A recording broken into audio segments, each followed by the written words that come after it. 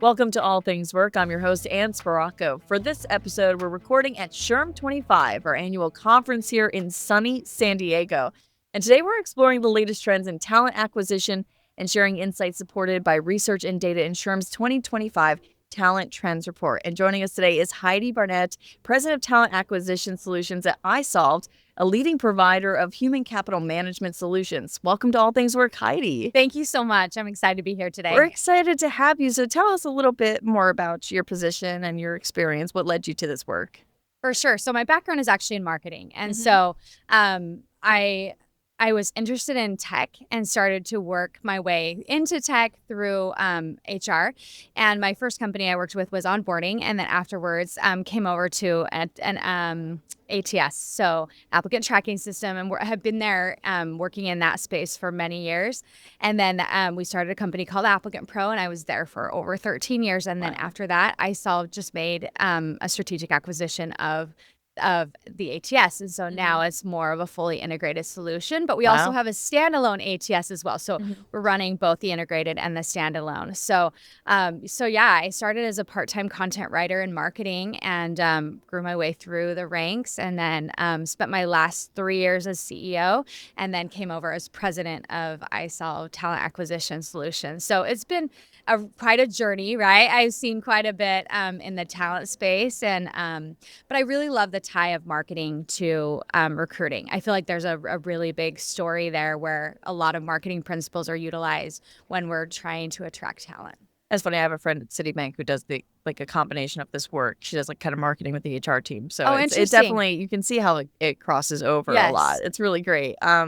So someone as immersed in, talent acquisition as you are, what are some of the most significant shifts you've observed in the hiring process? Because especially in the last decade, those hiring practices, because we're seeing a lot of shifts here with the labor market, talent scarcity, even a skills shortage. Yeah, it's there's been a lot of change, especially as with AI coming into the world, right? So I'm sure we'll talk about that a little bit later on, right? We have But I think there's been a common story in either scarcity of talent or quality of talent. And I feel like that is even coming more to a head with our remote work opportunities, right? So people, I think, are looking more to looking for remote opportunities more so than ever before. And so sometimes what we're seeing is there's not necessarily a talent shortage, but it is more around scarcity in people wanting to stay remote, right, and work in those areas. So yeah, I think that the shift we're seeing most often right now has to do with AI, right? So AI is coming heavy in, and it's the conversation there. I think another piece that I'd like to talk about is the candidate experience. I think in the last decade, that's something that we're seeing more often. Companies that are doing it right are getting their talent coming more excited, more prepared, more engaged in it. And then you're seeing more our candidates demand more, right, than ever before, of just saying, treat me like a human, engage with me, let me know more or less whether or not where I'm at in the process. It's not a big thing, right? Just let me know how that works. So those are some of the shifts that I'm seeing. Yeah, and that doesn't really surprise me too much, but it's nice that that's being recognized, at least through your work that you're doing. So we have some really great research with SHRM that recently came out. It's the SHRM 2025 Talent Trends Report. I love this annual report. So I would love to share a little bit from that data. Researchers found 69% of employers are still struggling to recruit full-time roles, which is echoing some challenges we saw in 2016 when SHRM first began this report. So when it comes to this shortage issue, just kind of what are some of those, what are driving these persistent challenges?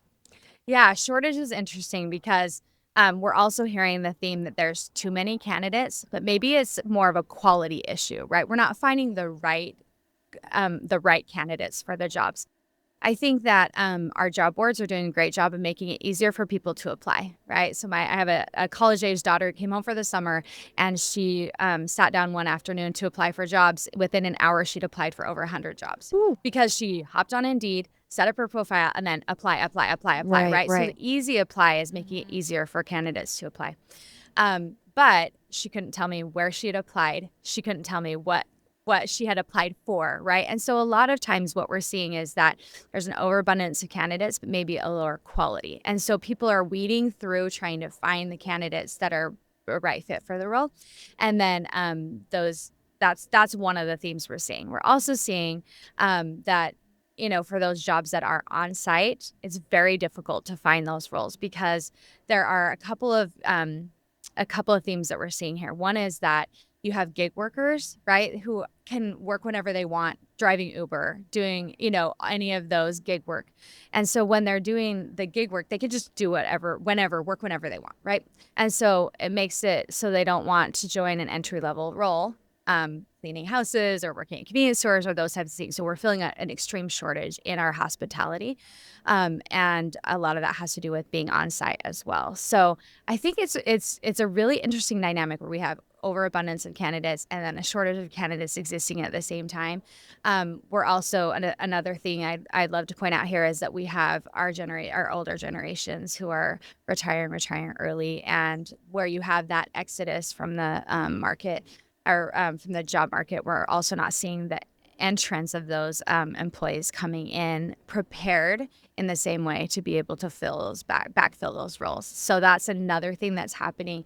And it all seems to be happening all about the same time, right? Right. But then it's weird. You're on LinkedIn and you see people who can't find a job for 6 months. Exactly. Right. So yes. It's very strange, and sometimes it's confusing to try to navigate a lot of those pieces. So I think a lot of it has to do with the quality of the candidate and fit of the candidate. That's what we're hearing when we hear it's difficult to find. I mean, that makes a lot of sense because, we're talking about there's more jobs to people out there, but the people are saying, wait, Where are why they? can't I find the Yes. jobs? And so it's a lot more complicated than it is, like that it appears to be right off the bat. So I think what you just were talking about, it sums it up pretty well. It is more complex, and it depends on each type of industry, each type of job. So we gotta do a little more matchmaking here at the job That's industry. exactly it. I think Let's that's start like a love show here. Yes. But for jobs. Yeah. I actually have a friend who is a matchmaker who worked in HR before and in recruiting. And it's very much those same principles of finding what specifically you want and then matching it to the skills of those who are looking. You got to trademark it now. Love matchmaking, but for your job. Yeah, there you go. No, exactly. Exactly. So when it comes to these challenges, we know they're persistent. We know they're here. So what are some organization-wide initiatives that can be implemented to help this kind of ever-evolving landscape we're seeing? One of the things that I love, and it's super simple, but it's very powerful, is working to refine your job ad. So we talked about matchmaking, right? And we can use our job ads in a way that will really help us to refine what it is that we're looking for, and then also to match to those people who are looking, right? And so I liked, a lot of times when you look at a job ad, it's a list of a bunch of different criteria, right? And it's not an actual advertisement. And so that's the first thing I think that HR needs to shift, is thinking about your job ad as an advertisement rather than, I don't know what the other side would be. Maybe like a legal job description, right? Yes, There exactly. we go. And so the job advertisement, you're trying to advertise, you're trying to drive them in. You want them to feel something. You want them to feel connected. One of my favorite pieces to include in a job ad is a day in the life. And that's a chance for you to really tell a story about what it is that you would be doing on a day-to-day, because that's what people really care about. They first look, our research shows they first look for pay.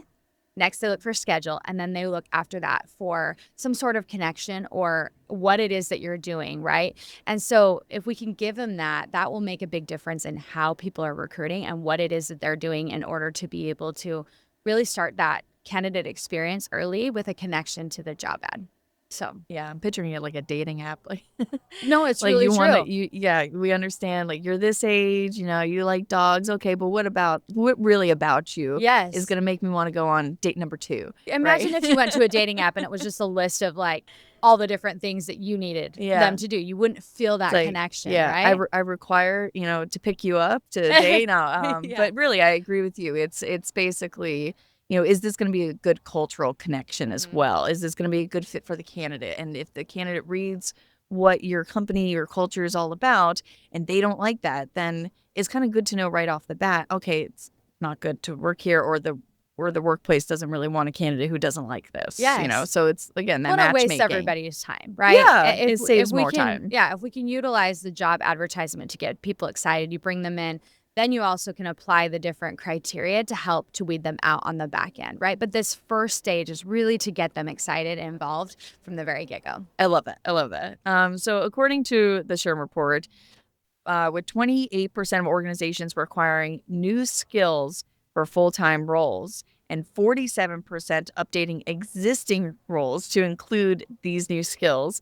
My question for you is how can HR leaders balance these short-term hiring needs while developing long-term skill development initiatives? I know that was a mouthful. Yes, it is a mouthful, but I think that the first thing is really we've got to be realistic. You're I think starting to so. see ads that have things like, you know, deep knowledge of AI and 5 years of experience. Well, that's not realistic, right? We need to, it's just emerging for your typical worker. And so it's being realistic about what that skill set looks like and being open to maybe educate around it, right? Or to provide some sort of opportunity for them to go and get those skills or gain those skills on the job education, I think can make a really big difference with that. So I think that it's more about finding the right fit and maybe someone who is genuinely curious at their core. And maybe it's somebody who can learn quickly and assimilate information very rapidly. And one of the things, I don't hire without an assessment. An assessment makes a huge difference in me being able to see the potential of these candidates. And so there's a lot of different pieces that you can deploy and as part of your hiring process that helps you with that short term. Maybe they don't have the skill right now, but if they have the feature set that you're looking for, or maybe the personality, you can have them go and find out and be curious and be able to continually develop that. So I think it's that if you pair that with that, the desire to, if they're realistic in what their needs are and know that it's going to take some time, and then after that being willing to really develop your employees on the ground, and if not, allow them to do so with the other resources that are available. Awesome. And so you talked about just kind of the struggle to find those qualified candidates. The report agrees with you here. It said 80% of organizations struggle in this area to find qualified candidates for new skills. So when it comes to that cross-functional teams development, what are some practical steps HR can really take with other teams to design effective learning and development programs? The thing I love to focus on is this cross collaboration, right? I think HR consistently is asking for a seat at the table, but when they get that seat at the table, what are they doing with it, right? It isn't simply just asking for it. It's being in a place where you can think strategically, where you can understand the needs of the business and then be able to really present in a way where you're bringing ideas to the table. I've been in rooms where HR is so strategic and so helpful, and in rooms where HR is the one that's saying, well, you can't do that. You can't do that, right? They're more of a compliance officer than they are a strategic member of the team. And so I think that that's a really big piece around that. And then understanding the needs across the different organizations to be able to say, what do you do and how could you help in this way? I think enablement is a big area that I can think of right now. When done right, enablement can make a huge difference and be an initiative that HR heads up and drives, or in conjunction with enablement, that can really help your sales organization. For example, you can work with your BDRs to be able to then become your next AEs. If you're or your sales executives, it helps them to really be able to, if you have that progression and you have a program in place that HR can help initiate, you can then move them through the skills or gain the skills in order to move into the different role. And it's tailored, to your individual organization's needs. It's not just Exactly. a one size fits all situation here. Yes. The other thing is that HR is constantly recruiting and spending time with new hires. And in those places, they're the ones that can best identify where they could go next. I had an HR leader who was fantastic at this. She would say, they're going to be great in support, but I believe that they'll be our next sales enablement person because they have this passion for and they have this skill set in, but they don't have knowledge of the product itself. So if we can get that piece, you can then identify future. So HR can be really strategic in helping us to be able to identify those things to help in the I organization. agree. And so we touched on social media a little bit. Uh-huh. We all know we're all using, especially LinkedIn, I think is my favorite place, Mhm. especially when I was originally in the job hunt. That's where I looked like probably too much. Yes. And it makes sense because the Trends report says that's one of the highest utilized tools when it comes to just promoting jobs or finding candidates. Yet it isn't ranked as the most effective approach, which was a little surprising to me. Maybe not to everybody or our audience today, but how can organizations refine their social media strategies to make this more of an effective approach?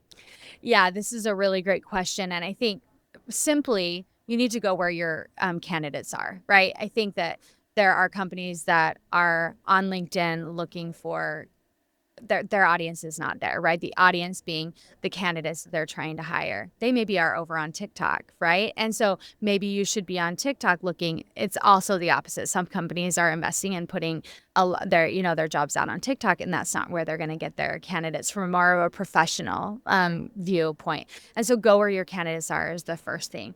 Then after that, we've got to make it really accessible. You see people post about their jobs. There's no easy way to apply. Right. And so if you don't have a true call to action, this is where the marketing principles come in here. But if you don't have a true call to action on those ads, you're not going to get conversion on them or people that are actually going there. Job ad again comes in here where let's make this an advertisement. Let's get people excited. Let's make them entice them to go and apply for the job. One of the things that we do with our ATS is that we help our employees to get involved with it as well. So every Monday we drop an email with all of our job openings. From there, if they click, it can launch Facebook or it can launch LinkedIn, and it will give them a prompt to be able to simply click on it and to be able to post. And it actually ties back to their individual identifier. And so if anyone applies through their link, it becomes an employee referral at that point. But they're leveraging social media to be able to make a difference. So when we get our employees involved, it makes a massive difference for them. Also, it's almost as though when you go to Amazon, a company will say, this is the best product out there.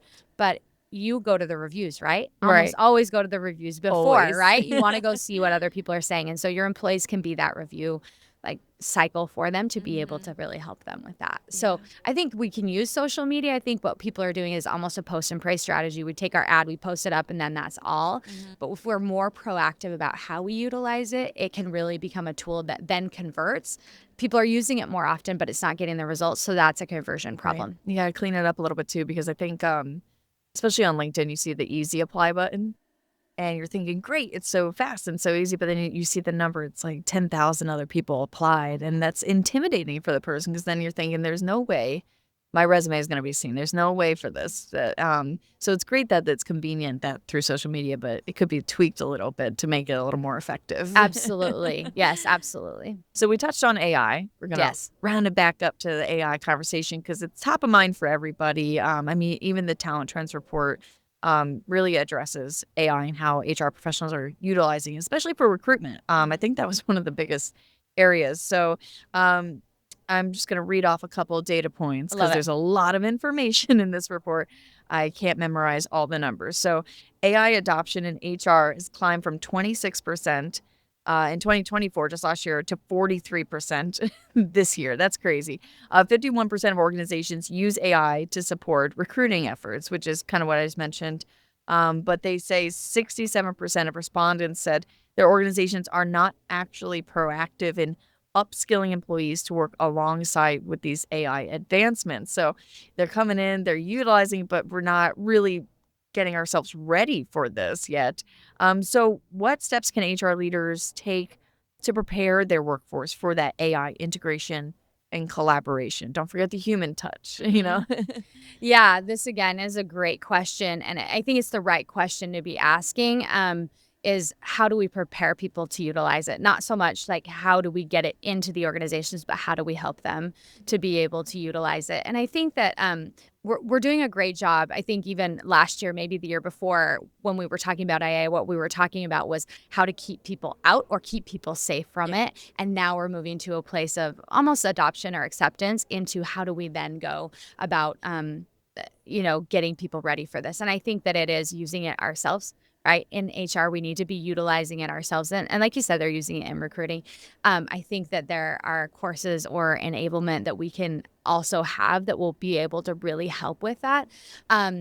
I've seen us do a really good job of this at isolved, where we're hitting on the problems and challenges that people are facing, and then we're building the AI in conjunction with the team members, which is, again, is another piece. We're not showing up and saying, here, go use this thing, right? So, for example, our support team needed it heavily because we had so many support requests, and then we have this, our help center that's there available, and so we made the connection in the two, and now they can call up the prompts that will allow for them to receive the information as they're getting it. What we did was we built side by side with several, and so they were involved in the development of us being able to produce that, and now they're bought in. First of all, they had a piece in really saying how it needed to work, and then they worked alongside of us to be able to then now offer improvements. We have an incredible feedback loop that will really help with that. So there's a lot of different things I think that we can do. That's just one example of utilizing them in the process and then providing the feedback through it.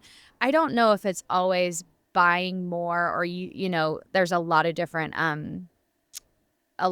products that come out that are utilizing the AI in the background. I think it's really just figuring out what they need it for as well, right? So we need to work on what it is that we want to be freed up. I read an article yesterday about how people don't want their creativity taken away. What they want is the mundane taken away, right? They want Exactly. AI to overcome the mundane, but leave us their creativity. So it's really those conversations around, tell me what isn't working and what you would like to offload. At that point, let's have that conversation to be able to create this for you. Yeah, our president's CEO, Johnny Taylor Jr., talks about this all the time. He says, AI right now is really there to get rid of those mundane tasks that you mentioned, the repetitive steps, to free people up to actually prioritize, bigger goals and more creativity. Because let's be honest, AI can be creative, but nothing's more creative than the human brain. It is, So, and that's the and part heart. that exactly, that's the part that we really enjoy, right? And so Yeah. we don't want AI to take away the parts we enjoy. We want them to take away the mundane and the things that we just are grinding through on a day-to-day basis. AI people. Okay. Yeah. So internships are, a really valuable part of when it comes to the recruitment process and talent search, because, it's not an easy landscape, but internships can definitely help. The Talent Trends report found these types of programs are offered widely and rated as very effective. 78% of HR professionals rate them as effective, which is really great to hear. So, how can organizations across departments enhance the impact of internships to eventually enhance that recruitment talent search process?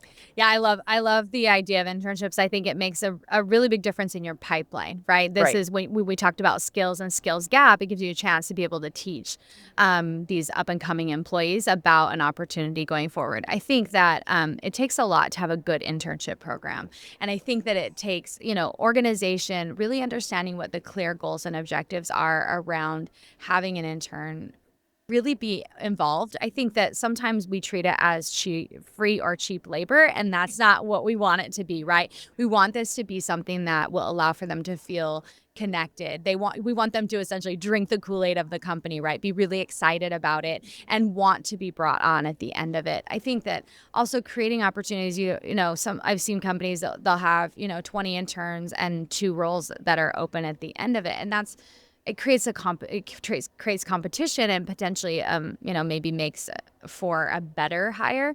But the more you can hire, the better that it is, especially if you have an organized and a really thought out internship program. So I think it's just a matter of really defining what that looks like, and then utilizing them as hires, giving them opportunity, allowing them to see a future there, I think it makes a big difference in them staying on and not just being, summer help. Because I think that Exactly. that's what it sometimes acts Yeah. like, is it seasonal help or summer help.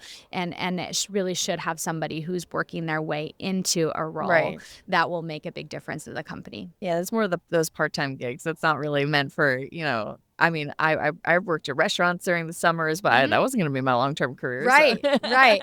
Yeah, I it's have different. I'm on the board at a local university, and there was a student who did his entire capstone project on a company that he wanted to work for, that he had done an Aw. internship prior, and so he carried that through his senior year, and then they ended up picking him up after that, and he got a job, and he had, because of his capstone project, he had this deep understanding. He was in with our leadership. Right. It was a You great already get program. it, You yeah. already get it. And so you can, it's almost like jump starting a brand new hire. Yes, It can be yes. a really great way in order to grow your pipeline and your Mhm. talent within the I've definitely organization. helped a friend get a job by, offering like, trying to get her into an internship first, and I said, Uh-huh. "You're more likely to get hired. This is great." She did, and she Oh, loved good. it, so Yes. it's definitely worth, I think, investing in. So going back to the report, it emphasizes the importance of balancing external engagement with internal improvements. We always know it's a delicate balance, so you gotta Mhm. do that. But some of those examples could be, redefining compensation bands and flexible work practices, because we know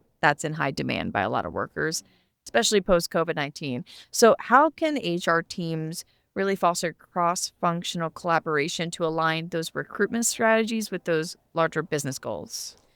I think it's a matter of really understanding who it is that you're hiring, right? And so, I live in Utah. We have a really healthy tech market in Utah, and I ran a company that was smaller, not funded, and so we had to really get creative around the things that mattered to the people that we were hiring, right? And flexibility was a big one for us. And so, and it meant that people, like, we had a schedule where people could work from home and also in the office, hybrid schedule, right? Before, it was really cool and something that we did post COVID-19, and it made a big difference in us being able to recruit and hire top talent.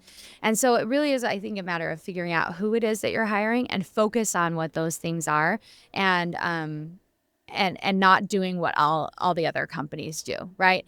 And I think the other thing is really figuring out what can you give and give where you can, right? I think that companies a lot of times are like, I'm making this decision because it's best for the company, where there might be something in between, right? I love having people in the office, but I do a better job of recruiting when I can do at least hybrid or remote, right? So there are organizational needs, but then we can do both. Yeah, like we said, it's a balance. And we know, and you touched on this quite a bit, when it comes to creating that, job role profile, telling more about the company, yeah, and like you said, offering maybe a little more flexible benefits. Um, the job market has made it so that these employers are kind of almost duking it out for these top Yeah. candidates, for the qualified Hmm. candidates. So, what are some strategies or other ways that you haven't mentioned, that organizations can differentiate themselves among the crowd? Like, how can they make themselves look like the black or rainbow sheep of the whole crowd? Yes, yes, I love that. Stand out, guys. Yes, stand out. I think the first thing, don't grab a job description of somebody else that is in your industry and drop it in. It's just, copying and pasting. It's not the same thing. One of the things that we did when we were building Applicant Pro is that we had a lot of females that were working for us. And so rather than giving, I don't know, there were a couple of different incentives that we were looking at as a company, but we decided to offer housekeeping to our employees. And it was $100 a month that we would give if they met their goals.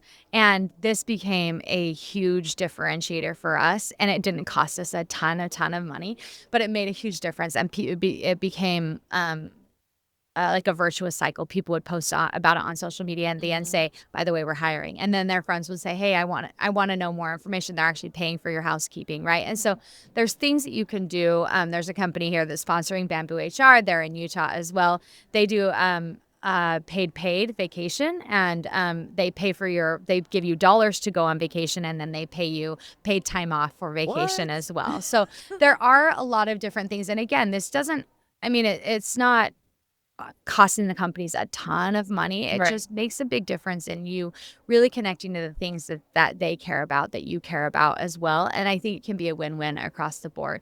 But I think that it's that do not copy and paste what your competitors are doing. Really look internally, ask the employees what they care about, what their goals are, what are their why, and then you'll start to discover what it is that they really want. We were in the age of big Nerf rooms and all these different things, in the Utah tech market. And it doesn't necessarily need to be that way. Think creatively and talk to your employees. You'll find out what it is that they care about and then find incentives that will work in Yeah. that way. Yeah, it doesn't always work when you just have the office dog hanging around and you I say, "Come say know. hi to George," but Yes, doesn't always, but I mean, we have another company that has, I don't know if they're headquartered in Utah, but they did a puppy yoga day. I'm like, I want to come work for you because you do puppy yoga. I mean, who doesn't want to hang out with puppies and do yoga, Yeah. So anyway, but there are Yeah. things that you can do that make a difference in that Yeah, way. just the small things that might not even have to cost too much too. Yes. Yeah. Mhm.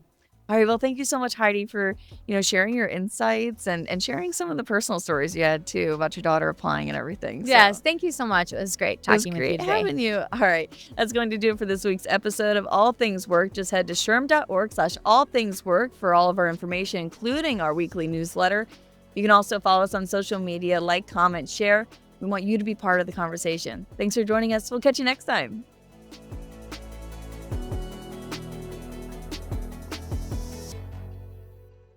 SHRM.